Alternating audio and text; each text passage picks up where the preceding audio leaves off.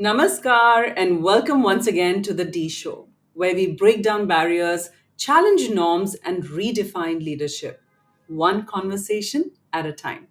I'm your host and host and the guest for today, Dr. D, and we are going beyond the suit because leadership is much more about than just being about power suits or polished resumes.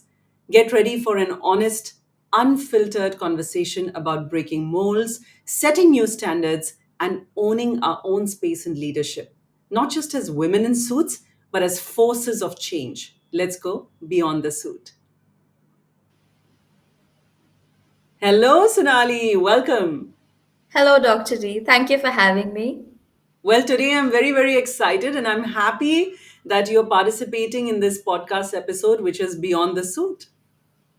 Absolutely. And I think that the concept that we'll be discussing today would be very new to the generation, I believe, will be the listeners of this podcast. Well, your generation, Gen Z, doesn't believe in suits at all. It's about comfort wear, it's about comfort timings, and I think it's high time that we redefine those norms as well. I'm sure. So let's begin with the first question. Sure. So, your first question, Dr. D, is how does the concept beyond the suit apply to networking and relationship building? Beyond the suit for me in networking and relationship building means showing up as your true self, not just your title or resume.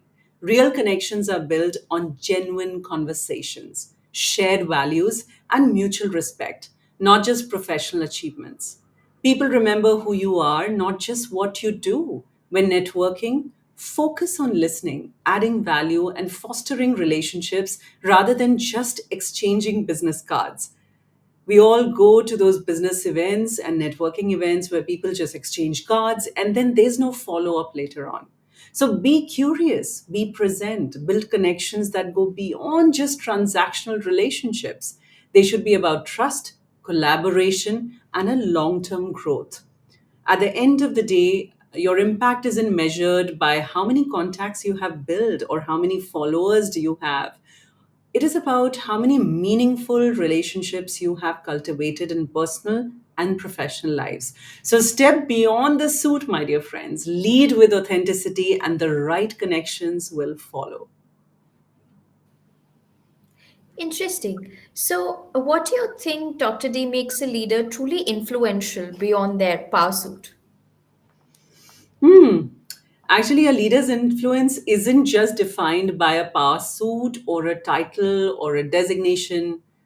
A leader's true influence is defined by ability to inspire, to empower, and to create a lasting impact, especially today. And what makes a leader truly influential, I think I always talk about this in each of my talks. Number one, authenticity. I'm not a huge fan of people who propagate fake it till you make it because the moment you fake it, guess what?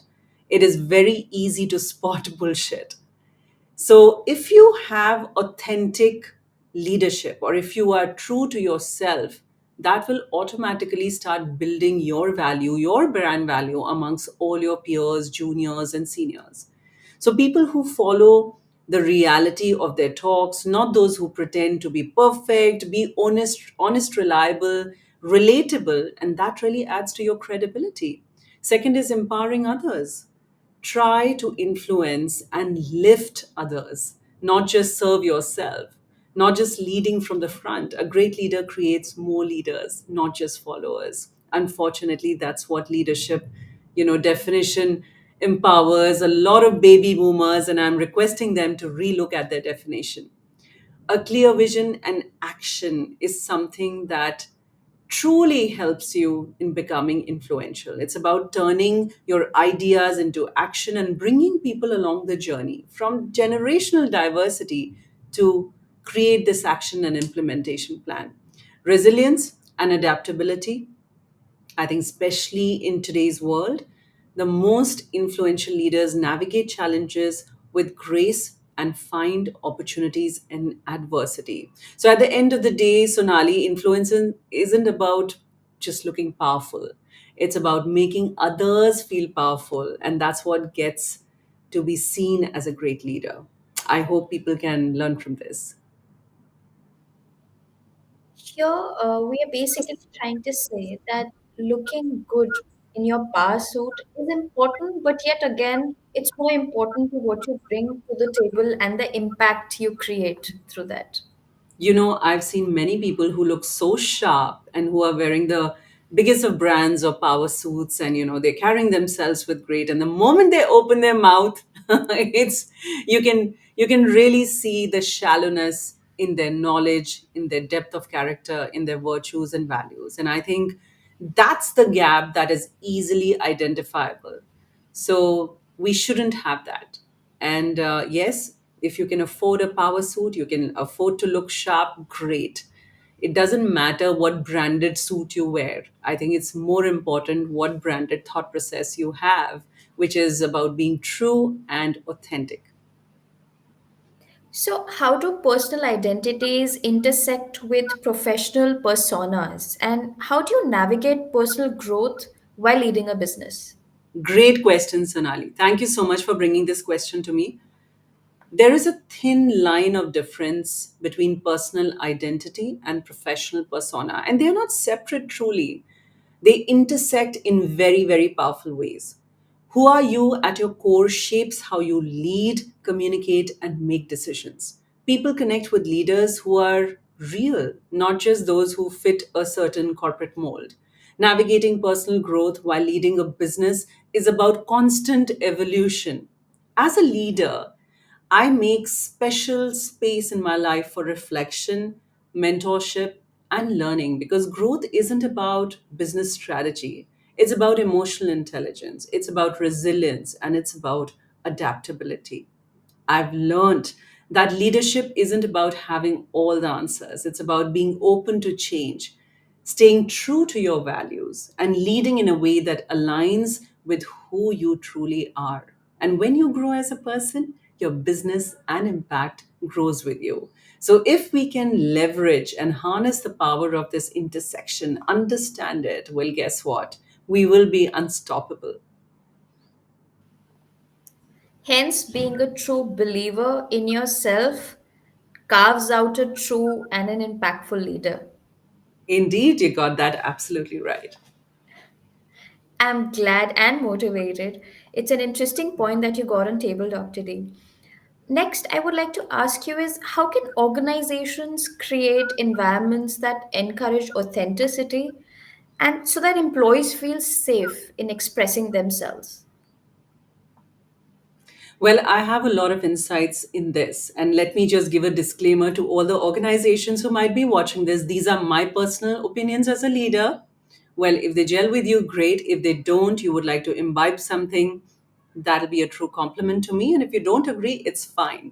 But organizations, in my opinion, can create environments that encourage, psychological safety. And I think that is something that a lot of employees today are struggling with, the true inclusive workspace. Everyone today wants to talk about inclusivity, DEI, but a culture of trust, how is it built in an organization? What sort of culture is flowing from top to bottom? It is very easy to spot, even if I'm a vendor and I'm pitching to a client. You can really see through it. So employees should feel valued not just for what they do, but who they are. And this is how leaders can make it happen. Number one, you lead by example.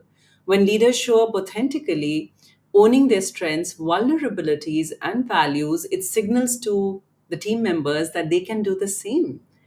And a leader should be open minded. Unfortunately, leaders want all of these privileges for themselves. And the moment an employee tries to bear it all or be vulnerable, they misuse that in creating, certain disparities. And that is not likable at all. So, leaders should encourage open dialogue, create space where employees can voice their opinions without any fear or judgment or repercussions. This means actively listening and acting on feedback. There are so many times when, as a leadership trainer and coach, we are invited by organizations. We work with them over 6 months for their managers' development or executive team development.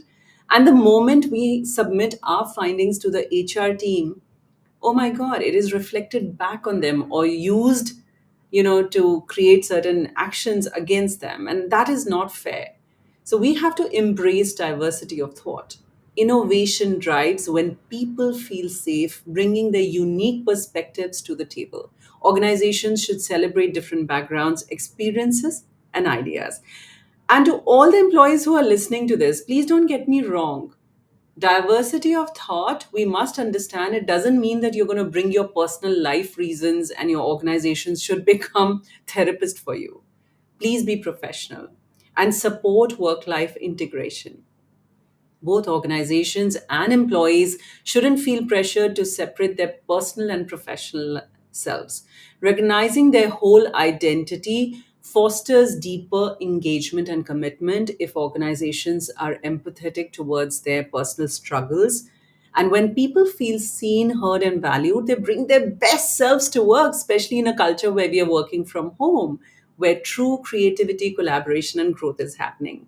So, if organizations are hearing this, please develop your EQ and your empathy quotient as well. It's not just up to only the employees to keep working on themselves and being a better version of themselves.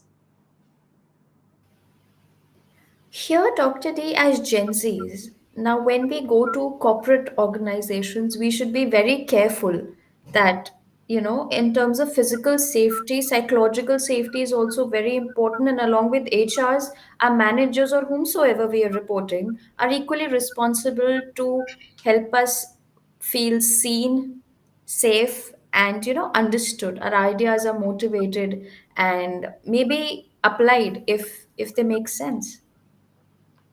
Indeed, I think organizations have to learn to handle Gen Zs better, need to understand all of your mindset and pivot accordingly. And that's where adaptability comes in. And I think it's important that we are also the change agents as senior leaders so that we can create that culture, that safety culture in an organization. So, bang on. Quite enlightening, and I'm sure this will help a lot of us. In fact, the freshers, I believe. True. So the last question I have for you, Dr. D, is what impact does social media have on our perception of professionalism and identity? Wow. I think social media today has truly reshaped our perceptions of professionalism and identity. It's no longer about your designations, credentials. I think it's about thought leadership. It's about personal brand. It's about whether, as a leader, you're capable of being a mentor, because today, especially when Gen Z applies, I don't think they get impressed with these glass elevation offices and the fancy, probably the gadgets that the job gives them. I think they are looking for mentors in their leaders. So they quickly type their name on social media platforms and they see what they are all about. So I truly request all the leaders who or organizations who are struggling with high attrition rate to make your leaders personal brands and thought leaders. So on one hand, it allows professionals to showcase their expertise beyond traditional spaces, breaking very rigid definitions of what leadership could look like. And I think social media enables us to do that. It gives us a platform to share insight, challenge industry norms, and build influence on your own terms. On the other hand, it also creates sometimes unrealistic expectations. The pressure to appear perfect can make professionals hesitant to show vulnerability or growth. But leaders who make the biggest impact online aren't just the polished ones, they are the ones who are engaged meaningfully and use their platforms to inspire, educate, and drive change. So, Nali, the balance is all about curating your professional identity while staying true to your values. And I couldn't emphasize this more for a leader because in this digital age, professionalism isn't just about what you know, it's about how you connect, how you communicate, and how do you lead. And I really hope this can resonate with a lot of leaders and the youngsters. I am confident it will, Dr. D. What an enlightening conversation. Thank you so much. I'm glad I could benefit and I could add a lot of value on your time. So I'm hoping that many people who are going to watch this show is also going to benefit and have many key takeaways from this. I am sure they will. They will. Thank you so much once again for being here. See you, Sonali, in the next one. See you, Dr. D. Today, we've uncovered that leadership, influence, and connection go far beyond the suit, the power suit. It's about authenticity, confidence, and the impact we create. True leaders aren't defined by their attire only, but their ability to inspire, adapt, and build meaningful relationships. The key takeaway here from this episode is success isn't about fitting a mold. It's about showing up as your true self and owning your story. To all our listeners, embrace your unique identity, lead with purpose, and build connections that go deeper than appearance. And don't forget to subscribe to The D Show. Until then, keep leading, keep evolving, and embrace yourself for who you are because you're special.